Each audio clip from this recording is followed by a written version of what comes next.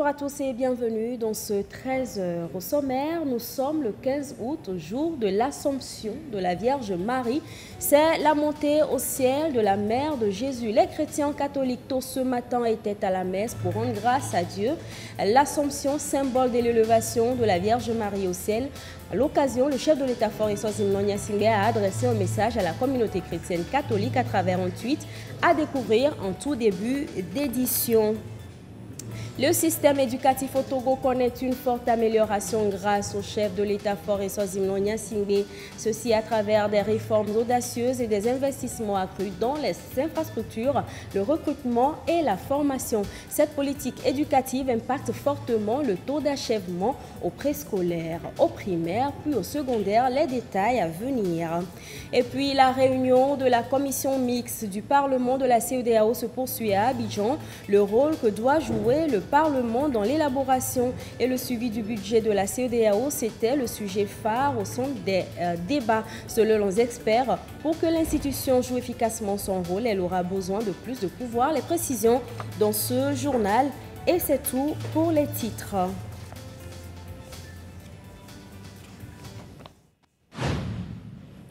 Nous sommes aujourd'hui 15 août 2024, c'est la fête de l'Assomption de la Vierge Marie, c'est la montée au ciel de la mère de Jésus. Pour tout chrétien catholique, Marie représente la première gloire de Dieu sans passer par la mort.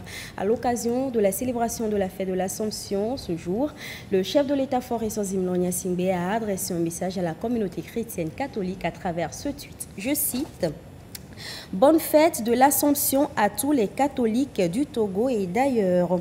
Que ce jour béni soit rempli de grâce et nous inspire à renforcer nos liens fraternels, à semer l'harmonie autour de nous et à œuvrer davantage pour la préservation et la consolidation de la paix, de la concorde et de l'unité de notre pays. Signé Fort Eswazini Gnassingbé. À l'invitation du président Emmanuel Macron, son Excellence M. Fort Eswazini Gnassingbé participe ce 15 août 2024 à Toulon en France aux cérémonies marquant le 80e anniversaire du débarquement de Provence.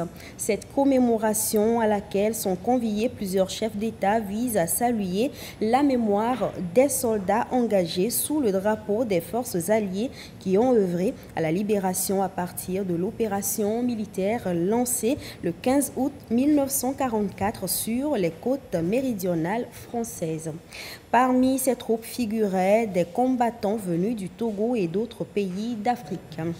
Cette circonstance mémoriale des temps forts de la Deuxième Guerre mondiale est l'occasion de réaffirmer l'attachement des dirigeants français et africains à la paix et à la résolution des conflits par le dialogue et la conciliation. Le dernier soldat togolais ayant participé au débarquement de Provence, aujourd'hui décédé, avait reçu la Légion d'honneur lors du 60e anniversaire en 2004. Le président de la République Fort Eswazini Gnassingbé redouble d'efforts en matière d'amélioration du système éducatif au Togo. Le sujet annoncé en début d'édition sera diffusé tout à l'heure. Mais avant, les chrétiens catholiques de par le monde célèbrent la solennité de l'Assomption de la Vierge Marie, une fête qui marque l'entrée de Marie dans la gloire de Dieu. À Nikonakwe, les fidèles de la paroisse Immaculée Conception ont rendu grâce à Dieu et ont imploré les bénédictions divines sur toute la communauté paroissiale et sur le Togo. Cette fête est couplée du 40e anniversaire de l'ordination sacerdotale du révérend père Nyagboji, curé de la dite paroisse, suivant le déroulé de la messe avec Norbert Abédan.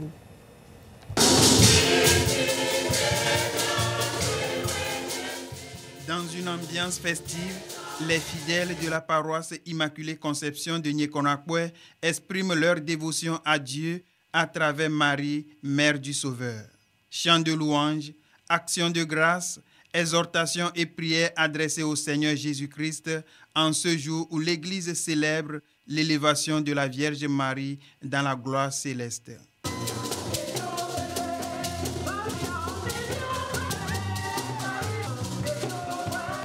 Cette solennité liturgique commémore le terme de la vie terrestre de la Vierge Marie. C'est un événement qui résulte de la foi. Les fidèles ont témoigné de la manifestation de l'amour de Dieu grâce à la médiation de la Sainte Vierge. La Vierge Marie, elle fait beaucoup pour nous, elle fait beaucoup pour l'Église, elle fait beaucoup pour l'humanité. Quand tu te mets à son côté, tout ce que tu veux, même si c'est lent, quand ça vient, c'est à jamais. J'ai cru à la Vierge Marie, elle ne m'a pas déçue. Elle a fait toutes choses de nouvelles dans ma vie et je suis fière d'être ce que je suis aujourd'hui. C'est pourquoi je suis venue faire ce témoignage aujourd'hui. Dans son homélie inspirée de l'évangile de Saint-Luc, le révérend père Pierre Nouagbodi invite les fidèles à méditer la parole de Dieu au quotidien à l'instar de la Vierge Marie dans son Magnificat. Si nous savons lire la Bible, si nous savons écouter la parole de Dieu, les mots ne nous manqueront pas pour chanter.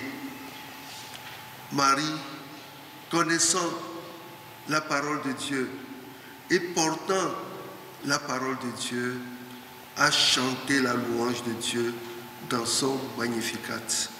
Aujourd'hui, en nous rassemblant, c'est pour exulter avec la Vierge Marie, pour nous réjouir avec la Vierge Marie parce qu'elle a été choisie. Pourquoi cela? Parce qu'elle est l'une d'entre nous. Elle est de notre race. Tout en soulignant l'importance de cette fête, le prédicateur a aussi rappelé que la solennité de l'Assomption met en valeur la dimension essentielle de la foi chrétienne. L'Église a instauré cette fête pour que nous fassions mémoire de cet événement grandiose. Et les textes liturgiques nous montrent donc la grandeur de Marie que nous célébrons aujourd'hui. Marie, à la fin de sa vie, a été élevée. Évidemment, Marie a eu une fin, mais sa mort est considérée comme une dormition. La Vierge Marie que l'Église catholique célèbre aujourd'hui est connue sous plusieurs noms. Mère de Dieu, Étoile du matin, Notre-Dame du perpétuel secours, Notre-Dame des douleurs, entre autres. Cette solennité marque aussi le 43e anniversaire d'ordination sacerdotale du révérend père Pierre Nouagbodi, curé de la paroisse Immaculée Conception de Nye-Konakwe, qui a présidé cette célébration eucharistique. Bonne fête de l'Assomption donc à toutes et à tous. Le président de la République, Faure Ozimlon Gnassingbé, redouble ses efforts en matière d'amélioration du système éducatif au Togo. Il le rend plus inclusif et garant d'un meilleur avenir socio-économique pour les élèves. À travers des réformes audacieuses et des investissements accrus dans les infrastructures, le recrutement et la formation, le pays permet aux enfants et aux jeunes, quel que soit leur milieu, de terminer leur parcours sans subir le poids des inégalités. Cette politique éducative a un impact significatif sur le taux d'achèvement au préscolaire, au primaire, puis au secondaire. Les détails dans ce sujet de Ulrich Amega.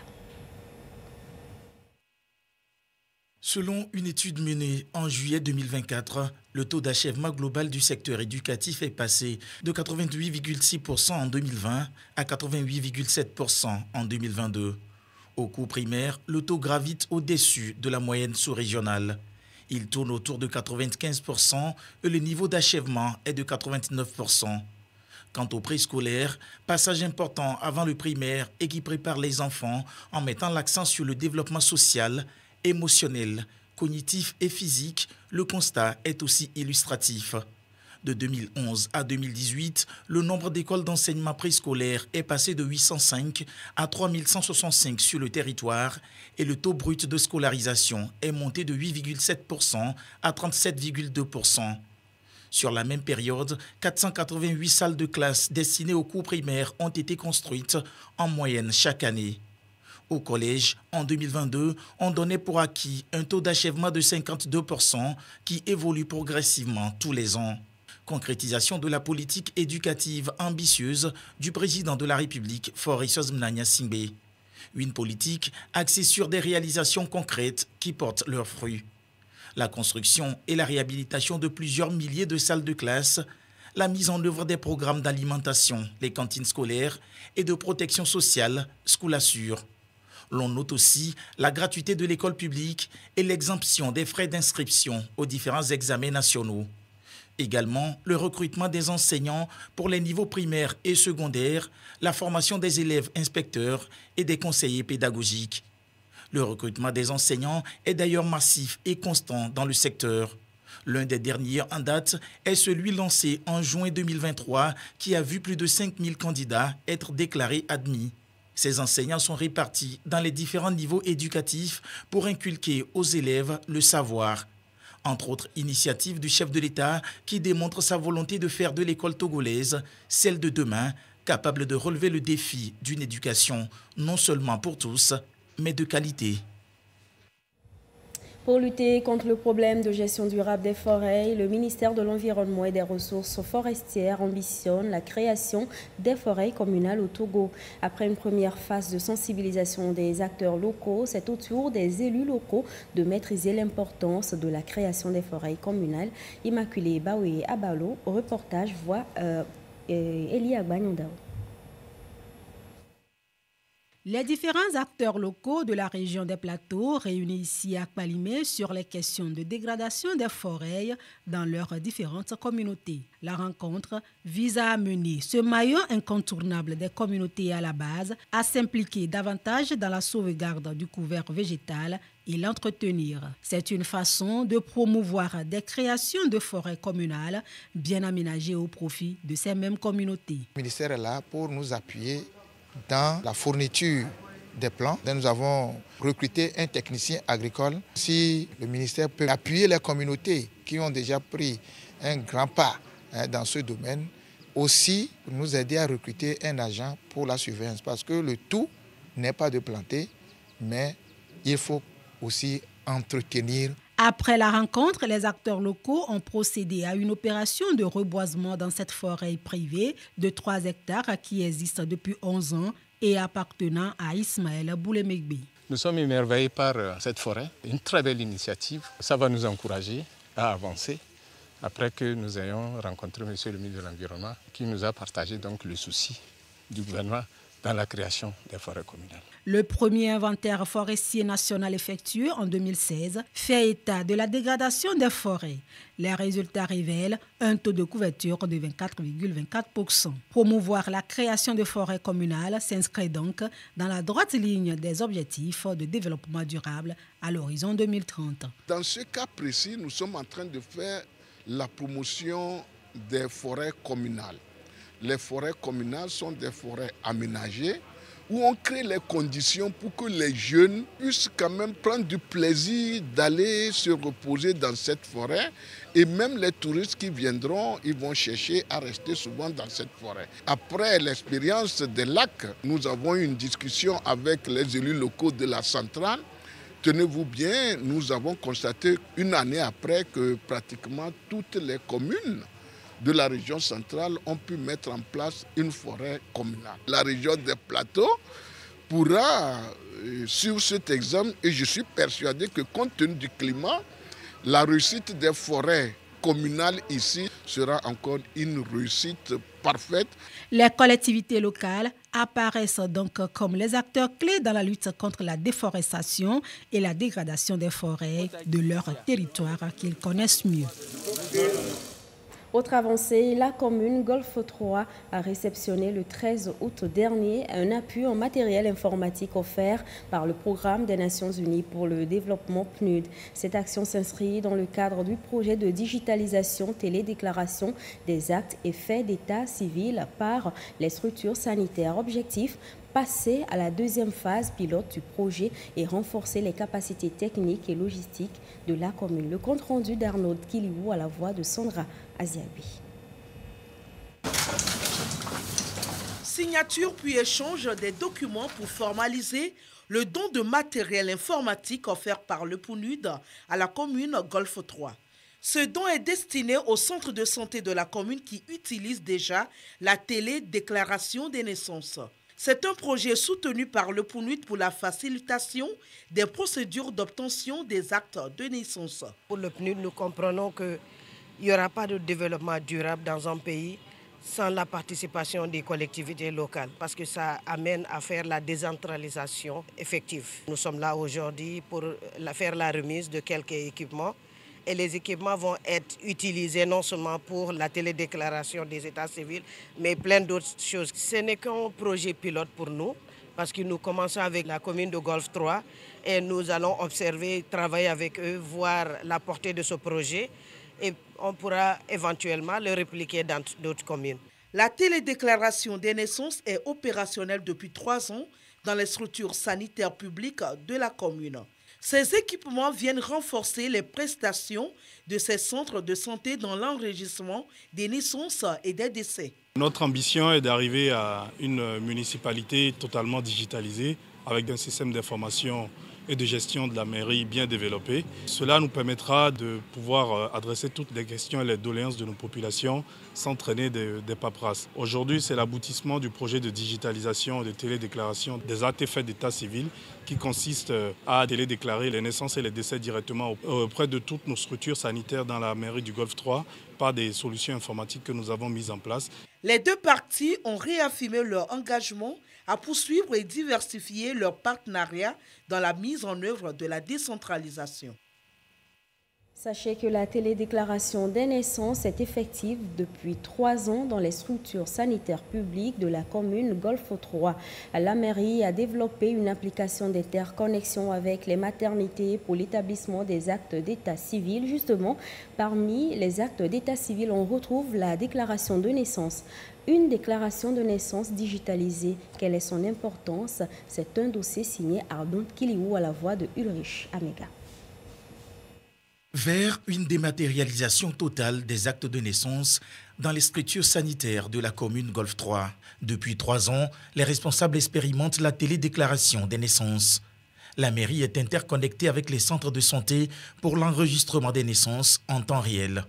Quand un enfant naît à la maternité du CMS du Massissé, on enregistre l'enfant dans cette application. Ça prend en compte le nom et prénom de la maman, 2 numéros de téléphone, le quartier de la maman, la date d'accouchement, l'heure d'accouchement, le sexe de l'enfant. Après, on envoie sur le serveur de la mairie. La télédéclaration des naissances est un outil alternatif pour la traçabilité administrative dans l'obtention des actes de naissance, leur archivage et leur conservation.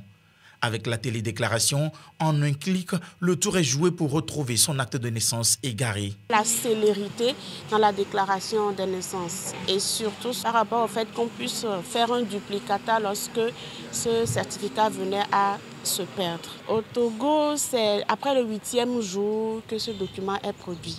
Mais actuellement, au CMS du Massissé, en 3 jours, nous faisons déjà la télédéclaration et le parent peut récupérer la naissance de l'enfant. Pour la commune Golfe 3, la télédéclaration réduit significativement les lenteurs administratives dans l'établissement des actes de naissance aux enfants. Nous avions lancé plusieurs audiences foraines pour pouvoir établir ces actes de naissance et au plus fort de nos statistiques, on s'était rendu compte qu'on avait délivré pas moins de 1000 à 2000 actes de naissance pour des enfants vivant dans notre commune. Suite à ces réflexions, on s'est dit que nous sommes à l'ère du numérique. Le numérique permet vraiment de traiter tous les problèmes avec célérité et d'avoir un meilleur archivage de ce que nous faisons.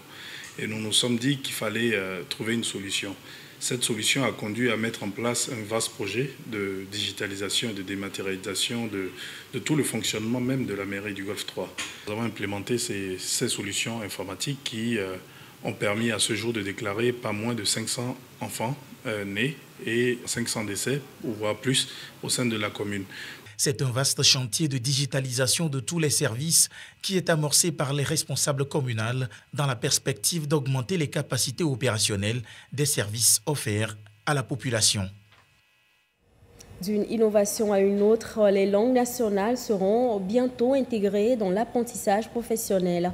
Les acteurs impliqués passent au peigne fin les contours de ce projet d'intégration qui désormais prendra en compte les couches vulnérables dans la formation professionnelle. Pour cette phase pilote, la langue kabyé est la seule langue sélectionnée pour le moment pour être enseignée dans les cours de maintenance des machines agricoles. Reportage Judith Attaqué. Parmi les réformes engagées dans le secteur de l'éducation pour une formation professionnelle performante, figure en bonne place l'enseignement en langue nationale. Le projet d'intégration de ces langues et d'éthique est en cours de finalisation. Le comité technique est à nouveau réuni. Les membres vont s'accorder sur les aspects clés de son contenu avant de le renvoyer au comité de pilotage. Il a été constaté à travers des études qu'aujourd'hui, dans la formation professionnelle au Togo, nous n'avons pas assez pris en compte l'introduction des langues nationales pour favoriser, faciliter l'acquisition et le développement des compétences. De même, les TIC n'ont pas été assez utilisées dans la formation professionnelle. Ce serait une occasion de prendre en compte les jeunes qui n'ont pas pu aller à l'école, les parents qui se retrouvent dans les coins reculés et qui, pour plusieurs raisons indépendantes de leur volonté, n'ont pas pu bénéficier de la scolarité. Mais ici, ça permet de faire l'articulation entre les langues nationales et la formation professionnelle à partir de l'alphabétisation. Le projet d'intégration des langues nationales et des TIC dans la formation professionnelle a pour domaine de prédilection l'agro-pastoral. Justement, les agropoles de Kara sont choisis pour cette première expérience. Pour la phase d'expérimentation, le métier qui a été sélectionné, c'est le métier de maintenancier des machines et équipements agricoles. Et ça, c'est pour accompagner le processus de mise en place des agropoles. Et c'est vraiment en lien avec l'agropole de Kara. Et donc, c'est la langue kabyé qui a été aujourd'hui sélectionnée. L'UNESCO apporte son appui au projet depuis son démarrage. Le projet d'intégration des langues nationales et des TIC dans la formation professionnelle répond à la feuille de route gouvernementale 2020-2025 et à l'ODD 4 qui promeut une formation de qualité et un emploi décent. Vous avez été choisi. Dans la suite de l'actualité, la réunion de la commission mixte du Parlement de la CEDEAO se poursuit à Abidjan. L'un des sujets qui a animé les débats, c'est le rôle que doit jouer le Parlement dans l'élaboration et le suivi du budget de la CEDEAO selon les experts. Pour que l'institution joue efficacement son rôle, elle aura besoin de plus de pouvoir. Le résumé des travaux avec Ekoui Salah. Les prérogatives du Parlement de la CEDEAO ont été considérablement renforcées en 2016 par la dotation de l'institution d'un acte additionnel. Près d'une décennie après, il apparaît nécessaire de réviser cet acte afin de permettre aux parlementaires de jouer pleinement leur rôle dans l'élaboration et le suivi du budget de la communauté. C'est ce que révèle le Dr Rachid Draman lors de sa communication. Seulement, ce processus risque de prendre des années. En attendant, il est proposé aux députés des solutions à court terme. Par exemple, on peut renforcer la capacité des députés, on peut renforcer la capacité des assistants qui appuient les commissions, on peut, par exemple, doter des commissions avec des ressources suffisantes pour mieux faire jouer leur rôle. On peut avoir au sein du Parlement de la CEDEAO un bureau d'analyse budgétaire qui est un bureau doté des experts en matière qui peut aider les députés et les commissions à mieux faire leur travail. Permettre aux parlementaires de la sous-région de mieux faire leur travail, c'est aussi leur donner les moyens de contrôler l'action des gouvernements de la communauté. Le Parlement de la CEDEAO ne dispose pas encore de cette prérogative et par conséquent, il ne peut donner que son opinion. Pour changer la donne, l'institution peut librement s'inspirer de l'exemple du Parlement de l'Afrique de l'Est. Le Parlement de l'Afrique de l'Est, les députés ne sont pas élus par un suffrage universel. Ils sont élus par un collège électoral au sein de chaque Assemblée nationale. Rien n'empêche notre Parlement de la sous-région pour adopter cette approche. Il doit y avoir une discussion continue avec les présidents de la sous-région, la commission de la CEDEAO, pour voir comment est-ce que le Parlement peut être doté des pouvoirs législatifs. Les discussions ont également abordé les mécanismes visant à établir des relations de travail harmonieuses entre le Parlement, la Commission et le Comité de l'administration et des finances de la CEDEAO. Une collaboration efficace entre ces entités devrait favoriser la création d'une sous-région pacifique et prospère, conforme aux aspirations des chefs d'État et de gouvernement de la CEDEAO. En marge de la réunion de la commission mixte du Parlement de la CEDEAO qui se tient à Abidjan depuis lundi, la présidente de l'institution Ibrahima Memounatou a rendu une visite de courtoisie hier mercredi au Premier ministre de la Côte d'Ivoire, Robert Begré-Mambé. Les deux personnalités ont discuté de plusieurs sujets d'intérêt commun avec en toile de fond l'intégration sous-régionale. Nous écoutons la présidente du Parlement de la CEDEAO au micro de Ekwissala. Nous sommes en Côte d'Ivoire dans le cadre d'une réunion délocalisée que le Parlement de la CEDEAO organise à Abidjan, en Côte d'Ivoire. Et à l'occasion, nous avons rendu une visite de courtoisie à son Excellence Monsieur le Premier ministre, et visite durant laquelle nous avons évoqué des sujets importants relatifs à la situation dans notre communauté. Et le Premier ministre nous a rassuré de la disponibilité des autorités de la Côte d'Ivoire à continuer par œuvrer pour renforcer l'intégration dans notre communauté. Autre sujet, l'Agence nationale de promotion et de garantie de financement des PME-PMI ANPGF a réuni pour un webinaire les opérateurs économiques et porteurs de projets pour les outiller sur les techniques d'une bonne négociation commerciale gagnant-gagnant. L'idée est de les amener à mener les négociations fructueuses pour le développement de leurs entreprises. Carmen Magia-Capo. La capacité à négocier de manière efficace dans les relations d'affaires est nécessaire pour toute entreprise qui cherche à se développer. Toutefois, les petites et moyennes entreprises ne disposent pas toujours de connaissances et de compétences appropriées pour conduire efficacement ce type de négociation. Elles se retrouvent parfois marginalisées et dupées dans leurs relations avec les fournisseurs, les clients, investisseurs et partenaires financiers. L'Agence nationale de promotion et de garantie de financement des PME-PMI ANPGF veut donc leur donner les armes nécessaires pour conduire des négociations mutuellement avantageuses. À l'issue de la formation, ils seront en mesure d'identifier les stratégies et techniques à mettre en place pour conduire à bien une négociation commerciale mutuellement avantageuse, adaptées à leurs entreprises. Les opérateurs économiques, les dirigeants de PME-PMI sauront également les différentes étapes à suivre pour construire une négociation commerciale gagnant-gagnant. Les experts proposent plusieurs techniques capables de permettre aux PME de bien maîtriser la négociation commerciale gagnant-gagnant. Il y a un outil qu'on appelle la matrice REC. C'est un outil qui permet à l'individu de pouvoir utiliser des aptitudes, l'agilité, et par exemple ne pas rester braqué sur ses positions et pouvoir être flexible et pouvoir par exemple explorer toutes les options possibles, toujours concession contrepartie. La ANPGF se dit prête à accompagner toute PME qui le souhaite pour une formation plus approfondie à travers les Training Days. Au cours de ces Training Days, l'expert reviendra plus en détail sur les techniques pour mener à bien une négociation commerciale gagnant-gagnant.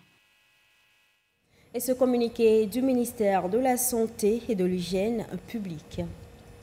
La variole du singe ou Mpox sévit dans certaines régions du monde, notamment en Afrique. Elle a été déclarée urgence de santé publique de portée continentale et internationale, respectivement par le CDC Afrique et l'Organisation mondiale de la santé. Il s'agit d'une maladie virale contagieuse pouvant infecter les personnes de tout âge. Elle se transmet par contact direct ou indirect avec le sang, des liquides organiques ou des lésions de la peau ou des muqueuses d'animaux infectés. La transmission interhumaine de personne à personne peut se produire par contact étroit avec des sécrétions respiratoires infectées ou des lésions cutanées ou avec des objets contaminés par des liquides biologiques. Cette maladie se manifeste généralement par de la fièvre et des boutons sur la peau, parfois accompagnés d'autres signes non spécifiques. À ce jour, le Togo n'a enregistré aucun cas. La surveillance épidémiologique est cependant renforcée à tous les niveaux, surtout au point d'entrée pour assurer la détection précoce. Face à cette situation, le ministère de la Santé et de l'Hygiène publique invite les populations à une vigilance accrue et à l'adoption des comportements suivants pour éviter de contracter cette maladie. Se laver correctement et régulièrement les mains avec de l'eau saine et du savon ou de la cendre, surtout après manipulation d'animaux. Se protéger le nez et la bouche en cas d'éternuement ou de toux. Éviter tout contact avec le sang et autres liquides biologiques d'une personne infectée. Devant toute suspicion, informer le personnel du centre de santé le plus proche pour une prise en charge rapide et adéquate. La variole du singe peut être guérie si elle est détectée et prise en charge précocement dans un centre de santé. Le ministre en charge de la santé compte sur le civisme et la vigilance de tous dans la lutte contre cette maladie. Signé professeur Moustapha Mijiawa, ministre de la Santé et de l'Hygiène publique. Et ce communiqué de la Lonato, Loto Million tirage numéro 59 du 15 août 2024. Heureux ceux qui ont misé sur les numéros 15, 50, 83, 78, 39. Je répète les numéros 15, 50, 83, 78, 39. Et ceci referme cette édition. Merci à vous qui nous aviez suivis. Très bon suivi de nos programmes.